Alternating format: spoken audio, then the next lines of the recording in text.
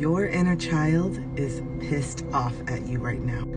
They are angry, they are scared, they are hurt, they feel rejected, they don't feel accepted, and you know who is making them feel this way? You. If you started following me because you have an anxious attachment or an avoidant attachment, you have to know that 9 times out of 10, these attachments were formed when you were very, very young.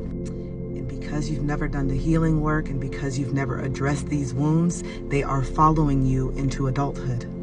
Which is why I know that some of you are starting to come into the awareness that you act very, very immature and you don't act your age when it comes to confrontation and, problems that you have in your life. A lot of us get super dysregulated, just like a little, child would, where we can't talk without, catching our breath because we are so scared to show our emotions, or we lash out with anger because we are so scared to just show that we are in pain. We have been conditioned at a very young age to suppress our emotions, and we are still doing it even though we don't have to anymore.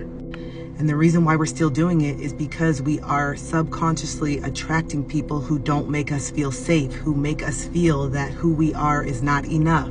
And the reason why we attract people like that is because our inner child truly believes that, because we have never reconciled with the truth with our inner children.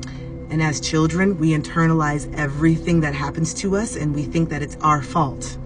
We don't have the ability from ages 0 to 7 to really rationalize what is being projected onto us from society, from our parents, from our teachers, from the world. So we take it all in and we download it and we create a new personality that we think is more acceptable. But what we don't realize is that is detrimental to our soul, our inner children, our hearts. And so essentially we have a whole bunch of people who have not done the healing work, trying to get into relationships, and really it's their inner children that are constantly at conflict with each other. And because we haven't gained any emotional maturity, we don't know how to reconcile anything, which is why when we were younger and two kids, when we got in a fight when we were younger, our parents or someone had to come over and say, hey, break it up, let's talk about it, because we don't have the rationalization to talk about it in a mature manner, because we're not mature when we are children. Whew, that was a mouthful. So what I'm getting at here is that you have to grow up emotionally. And the way that you do that is you start talking and getting real about how you feel. You stop avoiding the uncomfortable situations. You learn to regulate and make peace with your inner child.